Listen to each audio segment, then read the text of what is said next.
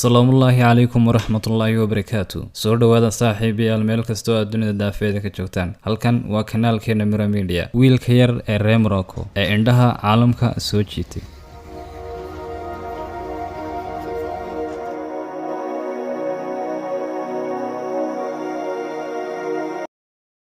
wiilkan yar oo magaciisa la dhaho Rayaan ayaa 4 maalmood ka hor ku dhacay ceel ku yaala dalka Morocco oo cabirkiisu yahay 32 mitir oo hoosa kaasoo wiilka yari ku dul ciyaarayay afaafka hore ceelka kadibna uu ku dhacay. waalidkiisa ayaa ka qustay raadintiisa maalmana ka raadinayay xaafadda uu kaga noolaa dalka Morocco. kadib marka la ogaaday in wiilka yari ceelka ku jiro oo waliba nool yahay ayay gargaar ballaaran u fidiyeen dowladda iyo shacbi weynaha dalka Morocco. wiilkan yar waxaa loo dhaadhiciyay tuumbooyin siiya oksijiinta dadaalo badan oo qaatay 72 ilaa 96 saacadood oo nafar ah. kadib waxaa lagu guuleystay in laga soo samato bixiyo wiilka yar ceelka aadka u dheer waxaana loola cararay cisbitaalka si caafimaadkiisa wiilka yar loo sugo. waxay ahayd arrin aad u farxad badan maadaama nolosha wiilka yar in la badbaadiyo lagu guuleystay. balse daqiiqada kadib waxay xaqiijiyeen kooxihii gacanta ku hayay xaaladda caafimaad ee ilmaha yar inuu geeriyooday taasoo keentay arrin kale oo muruga. arrintan mucjisada ah ayay waxay soo jeedatay indhaha